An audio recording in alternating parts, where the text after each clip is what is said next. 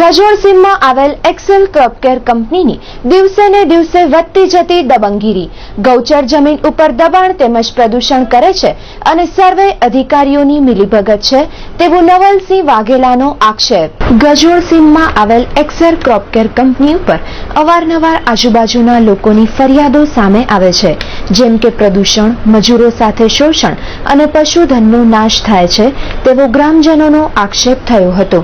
વધુમાં નવલસિંહ વાઘેલાએ Excel crop care company ઉપર સવાલો તેમજ આકરા પ્રહારો કરતા જણાવ્યું હતું કે આ કંપની દાદાગીરી કરી રહી છે અને ગૌચર જમીન ઉપર દબાણ તેમજ પર્યાવરણનું નુકસાન કરે છે અને આમાં કંઈક અધિકારીઓની સંડોવણી છે અને અમુક આજુબાજુના ગામના અગ્રણીઓ પણ સંડોવાયેલા છે।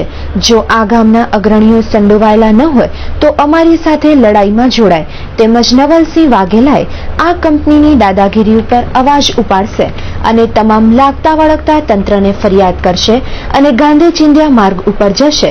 જો આ ફરિયાદ નહીં સંભળાય તો કાયદો પણ હાથમાં લેશે અને તેનો જવાબદાર તંત્ર અને તમામ લાગતા વળગતા અધિકારીઓ રહેશે।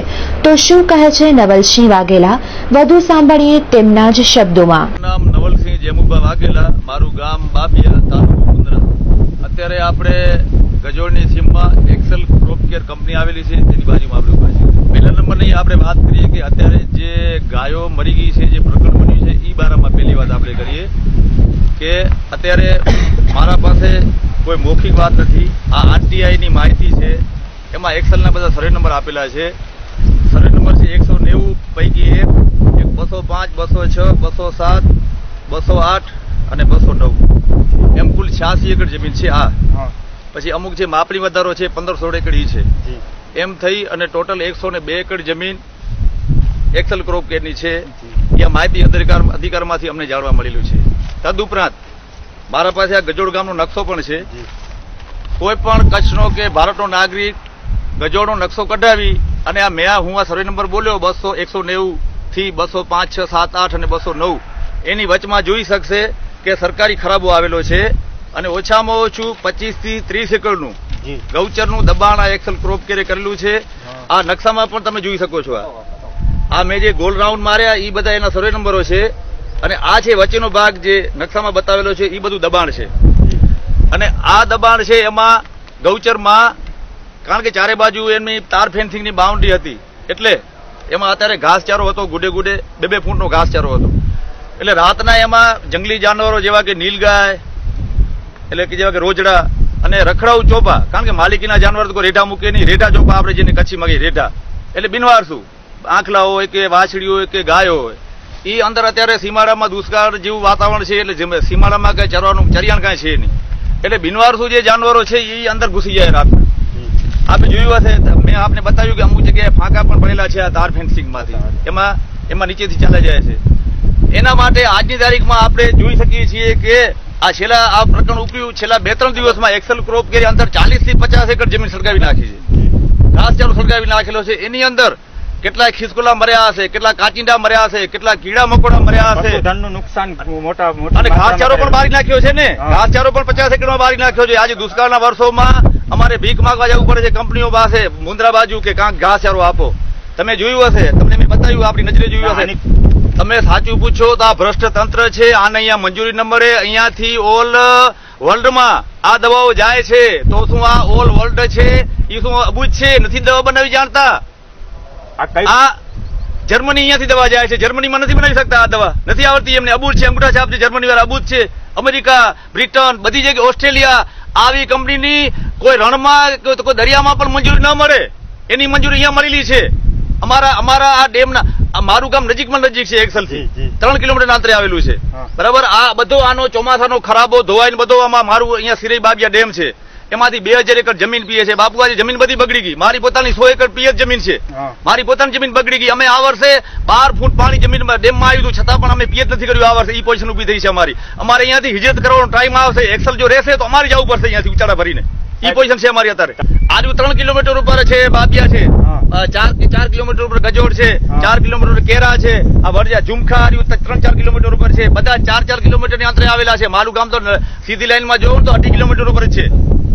આના ઉપરથી તો આમાં જે આજુબાજુમાં ઓછામાં ઓછી 15 થી 20 હજારની વસ્તી હશે, દરેક 20 હજારની પણ 40 હજારની, કે ખાલી કેરામાં 10 થી 15 હજારની વસ્તી હશે, 10 થી 15 હજારની વસ્તી બીજા ગામડામાં હશે, 30 થી 40 હજારની પ્રજાને નુકસાન થાય છે. તદુપરાંત આ હાઈવે ઉપરથી હજારો માણસની ટ્રાફિક રોજ નીકળે છે, એમને પણ નુકસાન છે. આ કંપનીમાં ઓછામાં ઓછા 1000 માણસો કામ કરે છે. આજે આ ટીવી પર બોલવાની વસ્તુ નથી, પણ આ જે લેબરો કામ કરે છે ને એમને નજીવા પગારે કામ કરાવે છે ને એમની જિંદગી બરબાદ થઈ ગઈ છે. એટલામાં સમજી લો તમે, જિંદગી કઈ રીતે તમારી બરબાદ થાય, સમજ્યા તમે? ભવિષ્યમાં એમનો વાસવેલો રાખવા ને લાયક નથી રહ્યા માણસો. એટલું શોષણ છે આ કંપનીમાં. માણસોને કેન્સર થયા છે, માણસોની કિડનીઓ ખરાબ થઈ ગઈ છે, એટલે સુધી આમાં કામ કરવાવાળાની હાલત થઈ છે. પણ કે પ્રકારે કંપની દબાવી લે છે. કંપની ગામના જે આજુબાજુના અગ્રણીઓ છે એને કામ આપી દે છે. કોઈ લેબર કોન્ટ્રાક્ટ, કોઈને પાણીના કામ, કોઈને બીજા કામ, કોઈને કન્સ્ટ્રક્શનના કામ. ગામમાં જે બોલી શકતા હોય એમને લાલચ આપી દે છે. અમુકને જેન કેન પ્રકારે કોઈને ધાક ધમકી દબાવી દે છે. એટલે કોઈ બોલતા નથી. કોઈ સંડોવાયેલા 100% સંડોવાયેલા છે. આજુબાજુના ગામના અગ્રણીઓ પણ 100% સંડોવાયેલા છે એમની સાથે. હશે 100%, તો કોઈ બોલતું નથી. નકર કેમ નથી બોલતા? હું એમને એમ કહેવા માંગુ છું કે જો હું એમ 100% નથી કહેતો, હશે પણ જો ન હોય તો અમારી લડતમાં સામેલ થાય. જો ન હોય કંપનીને સાથે ઇન્વોલ્વ તો અમારી સાથે જોઈન્ટ થાય, અમારી લડતમાં સામેલ થાય, અમને સપોર્ટ આપે. અધિકારીઓ તો બાપુ આખા તો આ મંજૂરી મળી હોય ને. જો અધિકારી આમાં સામેલ ન હોય તો આ અહીંયા 3 કિલોમીટર જો ગામ આવેલું હોય તો ઝેર બનાવે છે, પોઈઝન, તો આને મંજૂરી કેમ મળી હોય? તો હું તમને એ પૂછવા માંગુ છું. તમે પૂછો આને મંજૂરી કોને આપી? અહીંયા આમાં તો જો આપણે પહેલા તો જે મંજૂરી આપતા હોય, જે મંજૂરી અધિકારી, એમાં તો મને એમ લાગે છે કે પહેલા તો કલેક્ટર સાહેબ આવે, પછી પ્રદૂષણ વિભાગ આવે. બાકી તો જે આવતા હોય તે એટલી માહિતી મને નથી. પણ આપણે કલેક્ટર છે ને આખા કચ્છના ઉપરી કહેવાય છે, એને દરેક ખાતા લાગે. કલેક્ટરને સત્તા છે કે એ દરેક ખાતાને ઉપર ભલામણ કરી શકે, તપાસની એને ઓર્ડર કરી શકે. દરેક ખાતા નહીં તો પહેલા આપણે કલેક્ટરની જવાબદાર માનીએ આપણે. બાકીના પછી જે હોય તે હોય જ ને. અમે મારા પાસે આજે સાથે નથી લાવ્યો, મારા પાસે સિરઈ બાગિયા ડેમનો રિપોર્ટ પડ્યો છે પાણીનો. 3 મહિના પહેલા અમે અરજી કરેલી પર્યાવરણ વિભાગમાં. પર્યાવરણ વિભાગે કબૂલ કરેલું છે. એનો રિપોર્ટ મારા પાસે લેબોરેટરીનો પાણીનો પડ્યો છે અમારા ડેમનો. એમણે કબૂલ કરેલું છે કે પાણી ખરાબ છે, પણ કઈ રીતે ખરાબ થયું એમ નથી કહી શકતા. અરે તો કઈ રીતે ખરાબ થયું? અહીંયા બીજી કોઈ કંપની નથી. અહીંયા એક્સેલ સિવાય આજુબાજુમાં બીજી કોઈ કંપની નથી. તો એ પણ તમે સમજો ને. એટલામાં તંત્ર જો ભ્રષ્ટ ન હોય તો એમણે અમને એમ જવાબ આપ્યો કે 100% પાણી ખરાબ છે, પણ કઈ રીતે ખરાબ થયું એ અમે લખી શકીએ. અરે તો તમે એ લખી શકો તો મતલબ શું? એમ અહીંયા કોઈ નથી આજુબાજુમાં બીજી કોઈ કંપની કે બીજી કોઈ કંપનીનો ખરાબો જાતો હોય અહીંયાથી. કે ચોમાસામાં જો એક માણસ ગુનો કરે છે ને ત્યારે ડાયરેક્ટ કબૂલ નથી કરતો. પોલીસ જે ગુનેગારને પકડે છે, શકમાં પકડે છે, તો કોઈ કબૂલ નથી કરતો. પણ અત્યારે તમે શું કચરો છે અને આમાંથી શું કચરો નીકળે છે, તમે બે ને તમે જોઈન્ટ કરો તો એને તમે તાળો મેળવો, પોતે ખબર પડી જશે. ભારે જે કચરો નાખેલો છે એ શેનો કચરો છે, એક્સેલ કંપની શું વસ્તુનું ઉત્પાદન કરે છે એનો તાળો મેળવી જુઓ તમે કે આ કયા કેમિકલનો કચરો છે, પોતે ખબર પડી જશે. આજુબાજુમાં બીજી કોઈ કંપની નથી આગળ કેમિકલની. કોઈ આખા તાલુકામાં નથી. ભુજ તાલુકામાં ઠેઠ ખાવડા બાજુ છે, મુંદ્રા તાલુકામાં કોઈ દવાની કંપની નથી. પોતે ખબર શું કચરો છે. લેબોરેટરી કરાવો, તંત્ર લાગતા વળગતા હોય. અમારી માંગ તો એક જ છે, કાં કંપની જાય, કાં અમને રજા દે, અમને ક્યાંક જમીનો આપે સરકાર ક્યાંક, તો અમે અહીંયાથી ઉચાડા ભરી જાય. અમારી જ માંગણી છે. અહીંયા અમે રહી શકીએ એમ નથી. અહીંયા અમારી જમીનો આજે બગડે છે, અમારું પાણી બગડે છે, અમારે અહીંયા જાનવરો આજુબાજુમાં ચરતા મરી જાય છે. તો અમે શું કરીએ? કાં કંપની જાય, કાં અમે જઈએ. જેમ સરકારને યોગ્ય લાગે એમ પગલા લે. કંપનીને એમ જ લાગે, તંત્રને એમ જ લાગે છે અમે રહેવાથી નથી અહીંયાના. એનો મતલબ તો એ થયો ને કે અમે અહીંયા રહેવાને લાયક નથી, કે આ કંપની અમને એટલું નુકસાન કરશે તો અમારે ક્યાંક તો જવું જ પડશે ને. કચ્છ મૂકીને જવું પડશે કે ગામ મૂકીને જવું પડશે. પણ એના માટે અમારે ક્યાંક સરકાર અમને લીલી જમીનો આપે, અમને રહેવાના મકાન આપે, ઉચાડે ભરી જાય. અમે કાલે આપી દઈએ, અમને એક્સેલ જ આપી દઈએ બધું. ભલે એક્સેલ કરે ઠીક લાગે એમ. પછી અમારી આગળ લડાઈ એ હશે કે અમે જો આ બધા આવેદન પત્રો તૈયાર કરીએ છીએ. અત્યારે અમે કેરામાં પણ અમે બધા ગૌ પ્રેમીઓની અમે 2 દિવસ પહેલા સભા ભરી હતી. અમે અત્યારે તંત્ર મોદી સાહેબ આવવાના છે એટલે એમાં પડ્યું છે. એટલે અમે એવું નક્કી કર્યું કે 22 તારીખનો મોદી સાહેબનો પ્રોગ્રામ થઈ જાય. 22 તારીખ પછી અમે રેલી સ્વરૂપે ભુજ જાશું, કલેક્ટર સાહેબને આવેદન પત્ર આપશું અને જે તે ખાતા પર્યાવરણને જે તે લગતા વળતા ખાતાને આવેદન પત્ર આપશું અને 1 મહિનાની રાહ જોશું. જો 1 મહિના સુધી આ દબાણ નહીં હટાવાય, ગૌચર ખાલી નહીં કરાવાય અને પર્યાવરણને લગતા પ્રશ્નો કોઈ હલ નહીં થાય તો અમે ગાંધીજી ત્યાં માર્ગે જાશું, ગાંધી બાપુના માર્ગે જાશું. અને એમાંથી પણ જો પ્રશ્ન હલ નહીં થાય તો અમે બાપુ છીએ તો બાપુના માર્ગે જાશું. સમજી ગયા તમે? બાપુનો માર્ગ પછી કયો હોય એમાં જવાબદારી તંત્રની રહેશે. પછી એમાં અમે જેલમાં જવાથી બીતા નથી. અને જેલ માટે ગાંધી બાપુ પણ જેલમાં રહ્યા હતા માણસોના કામ માટે, દેશ માટે. તમે આગળ જતા કાયદાનું ઉલ્લંઘન કરશો. જો તમે આગળ જતા કાયદાનું ઉલ્લંઘન કરશો તો એનું જવાબદાર કોણ? જવાબદાર તંત્ર જ રહે ને, કંપનીને તંત્ર. જો અત્યારે અમારી જે માંગણી છે નિસંતોષ થાય તો અમારે કાયદાનું ન છૂટકે, કાયદો હાથમાં લેવો પડશે, ન છૂટકે તો એની જવાબદાર કંપની અને તંત્ર રહેશે. અમે મેસેજ આપીએ કે અમારી લડતમાં બધા જોડાય. અમારી આ સાચી લડત છે. કંપની નુકસાન કરે છે, પર્યાવરણને, ડેમના પાણી બગડે છે, ઘાસચારા નુકસાન કરે છે, આજુબાજુના ખેડૂતોની વાડીઓને પાકને નુકસાન કરે છે. તો આ એક સાચી લડાઈ છે. આપણે અમારી 50% જમીનો બગડી ગઈ છે અને હજી જો 10 વર્ષ નીકળશે ને તો બધી જમીનો બગડી જશે અને અમારી ટીપી લઈને જવું પડશે ક્યાંક કામ કરવા. જ્યારે કચ્છકેરની ટીમે પહેલાની તપાસ કરેલ, જેમાં ભરતસિંહ રાણા કજોડ ગામના ચાર્જમાં હતા, ત્યારે એક્સેલ ક્રોપકેર કંપની વિશે માહિતી આપતા જણાવ્યું હતું કે કંપનીને ધારાધોરણ મુજબ હાલવાનું રહેશે. જીપી રાણા તલાટી કેરા છું. 1 મહિનાથી ગજોડનો મારી પાસે વધારાનો ચાર્જ છે. ગજોડ ગામના સર્વે નંબર 190, 205, 206, 207, 208 અને 209 એની કુલ જમીન 86 એકર અને 4 ગુઠા કલેક્ટર સાહેબના હુકમ તારીખ 8/6/2007 વાળાથી ઔદ્યોગિક હેતુ માટે એક્સેલ ક્રોપ કેરની ખેતી કરી આપવામાં આવેલ છે. જે હુકમ તારીખ 8/6/2007ની હુકમની શરતો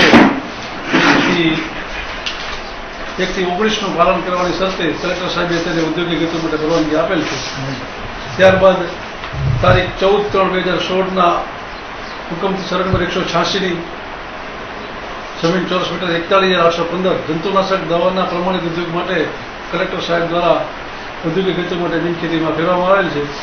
જેની પણ એ જ મુજબની શરતોનું પાલન કરવાનું કંપનીને બંધન થતા રહેતું હોય. શરતો કલેક્ટર સાહેબના હુકમ મુજબ એક તો જે વીજલાઈન પસાર થતી હોય તો તેની એનઓસી લેવી જોઈએ.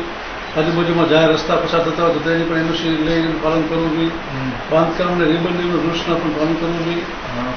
તેમજ પોલ્યુશન કંટ્રોલ બોર્ડ ગુજરાત રાજ્ય ગાંધીનગર એની પણ ખાસ પરવાનગી લેવાની રહેશે, જેથી કરીને આજુબાજુમાં કોઈ પ્રદૂષણ ફેલાય નહીં. એની ખાસ વધારાની પરવાનગી આવે છે તે લેવાની રહેશે. અને સાર્વજનિક જે જગ્યા હોય તે કાયમી ખુલ્લી રાખવી જોઈએ. રસ્તા અને આજુબાજુના વિસ્તારમાં વનીકરણ પણ કરવાની જોગવાઈ રાખેલી છે. તેમજ ગ્રામ પંચાયતને દર વર્ષે જે મહેસૂલ તેમજ અન્ય વેરાઓ જે પંચાયત દ્વારા નક્કી કરેલા હોય એ નિયત સમયમાં ભરપાઈ કરવાની પણ જવાબદારી કંપનીને રહેલી હોય છે. આમ વિવિધ શરતોનું પાલન કરવાનું કંપની બંધાયેલી રહે છે. જો વ્યાજની ફરિયાદ હોય તો કલેક્ટર સાહેબ રજૂઆત કરી શકે છે. ત્યાં પણ રજૂઆત કરી શકે છે અને ગુજરાત રાજ્ય ગાંધીનગર પોલ્યુશન કંટ્રોલ બોર્ડમાં પણ જાણ કરી શકે છે કે જો આવું કોઈ ગંદકી અથવા કાંઈ મતલબ ફેલાતું હોય તો એના માટે સરકાર એના પર પગલાં પણ લઈ શકે છે. તો કંપની 2007માં બિનખેતી કરાવી છે એટલે આપણે ગણતરી કરી 2007થી બિનખેતી થઈ એટલે 10 વર્ષ જેવો સમયગાળો તો થઈ ગયો છે. એ 10 વર્ષના સમયગાળામાં ગજોડ વિસ્તારમાં જુદા જુદા વિસ્તારોના હરિજનવાસ છે, રાજપૂત સમાજવાસ છે, દરબારવાસ છે, બીજા અન્ય પાછળ પસારવાસમાં એ લોકો 13 થી 14 લાખના સાર્વજનિક કામો પણ કરેલ છે. તો પછી આ કંપની કેમ કાયદાનું ઉલ્લંઘન કરી રહી છે? સૂત્રોમાંથી મળતી વિગતો અનુસાર આ કંપની ઉપર મોટા ગજાના રાજકારણીઓના 4 હાથ છે. જ્યારે મોટા ગજાના રાજકારણીઓ વિકાસની વાતો જ કરતા હોય છે, પણ અહીંયાના દ્રશ્યો જોતા માત્ર વિનાશ જ થઈ રહ્યો છે.